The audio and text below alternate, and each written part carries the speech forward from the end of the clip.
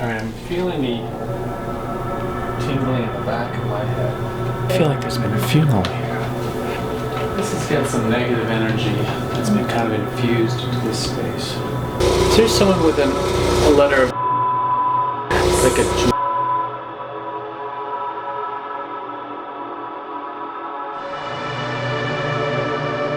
So I'm a psychic and a medium. Mm-hmm. All mediums are psychic, but not all psychics are mediums. Mm-hmm. A psychic is going to be able to pick up on the energy of the living. Mm-hmm. You know, your past, your present, and where you're headed right now into the future. And a medium is being able to connect with those who have passed on. I remember talking with a spirit when I was younger. And like, oh, hi, Uncle such and such. I didn't see him, but I just knew he was there. That's my strongest ability is claircognizance. I just know. Mm-hmm. I try to understand what's going on, get their story. Why are you still here? Why are you visiting here? Why is this energy, this space have this particular energy? So it's just a matter of understanding and then educating other people like who are there. This is what's going on here. Mm-hmm. This whole field is a ministry of healing. Mm-hmm. And within healing is education. I love to educate people. So it's just a matter of you taking control of your space. This is your space. It's your home. I want you to claim it. And I'm going to go in and help you understand what's keeping you from doing that and what kind of tools you can use to kind of claim your space and feel comfortable in it.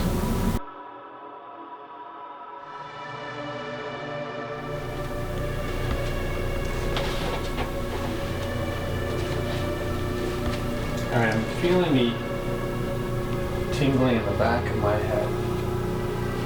Kind of onto something is what it makes me feel.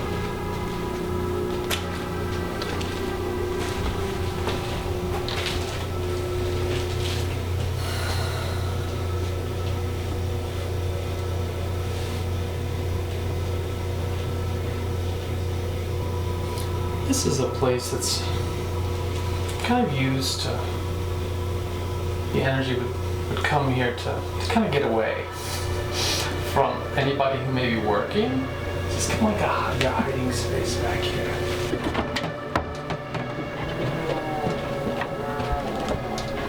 Something has happened in this space here. It's kind of infused. It's a very loud energy. Like a lot of voices, a lot of energy kind of like, it's been kind of infused into this space.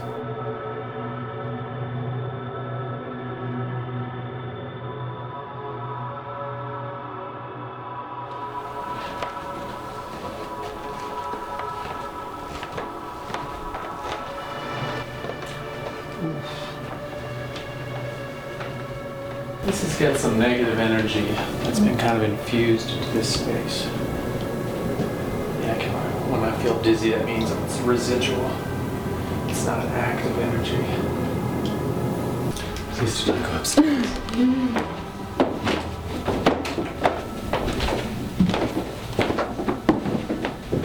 I don't know, this house seems really, really old to me, like about 100 years old or something like that. So, this house has had many tenants, many purposes. And those particular rooms, over the decades or whatever, there's been some negative, traumatic things that have happened in those rooms or in that space. And that has kind of infused itself into the walls, into that space. I mean, it's like 100 years ago. Yeah. Something here like with children, Yeah, some traumatic event or events happening back in that particular room. And I feel like we're chasing this one particular energy. It's a curious energy. I don't feel like it's a harmful energy. It's an energy that has been connected with this house early on. Someone who's they either they're a caretaker, they're an owner, they're a builder. Somehow this house was very important to them. They took care of it. It was important to them, and they feel to this day, they have this energetic connection with it. So that energy is here, and that energy comes and goes. It's not like it's always here smoking a cigarette already. What are y'all doing today? But it finds that it's very special. I mean, that was kind of like, that's what made this person who he was. I think it's a he. I'm a little dizzy in this room. This room has a lot of residual energy stuck in it as well.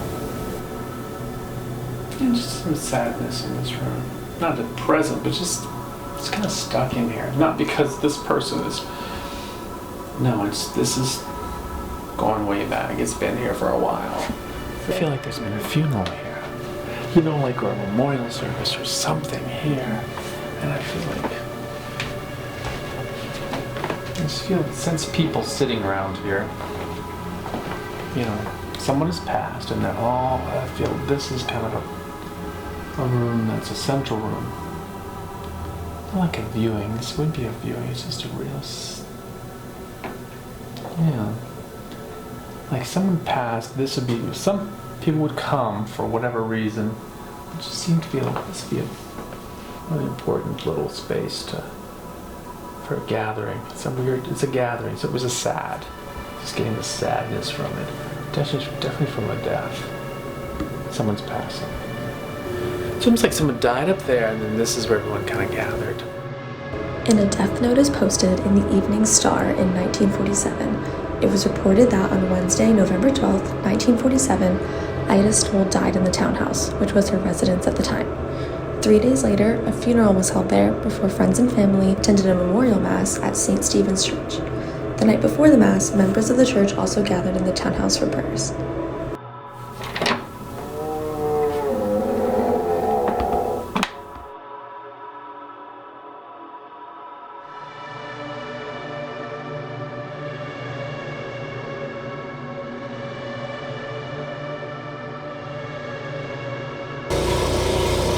He comes with a bit of a rough edge, always trying to prove, he was always trying to prove to others that he was worthy. But he always seemed to be, I just feel like this person always was put down quite a bit. So always had the challenge of proving himself. This particular building has helped him forge his identity. So this space, it seems like, I don't know whether it was work related or what, but this person is definitely proud of what he accomplished here. I don't think it's so much building the building, but just taking responsibility for what was going on here. He didn't always take care of himself, he said.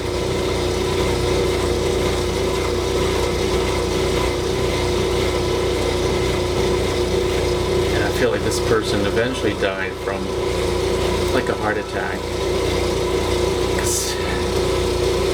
He was a smoker. I get a sense he was a smoker. So here's someone with a letter of J that's here currently,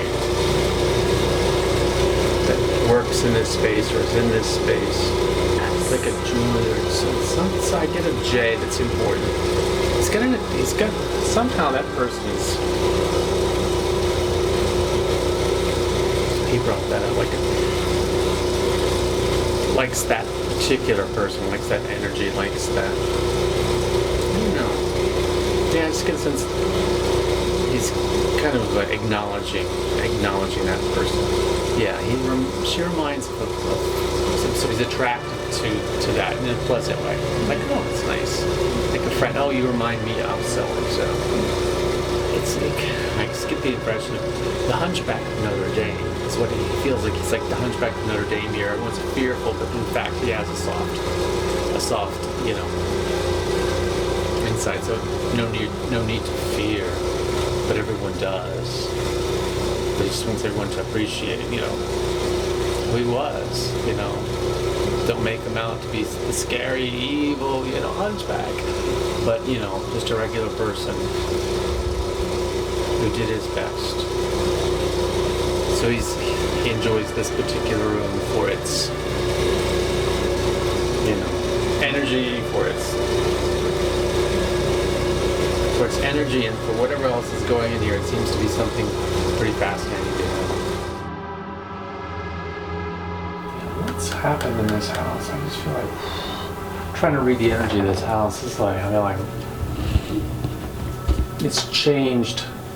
It's not like, it's a single family home. It's been, this has kind of like been different energies coming and going.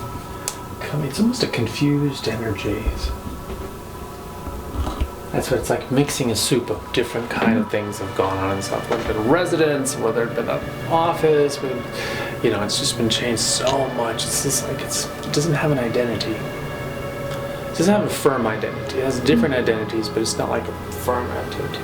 A lot of mixing of energies here. But people, we leave our energy in spaces, especially when we work in it, or we sleep in it, or we have some traumatic events, or we celebrate. That energy gets kind of stuck in that room. This has got so many different kinds. I feel like, so much going on here. It's hard to pinpoint a true identity, so it does have an identity crisis.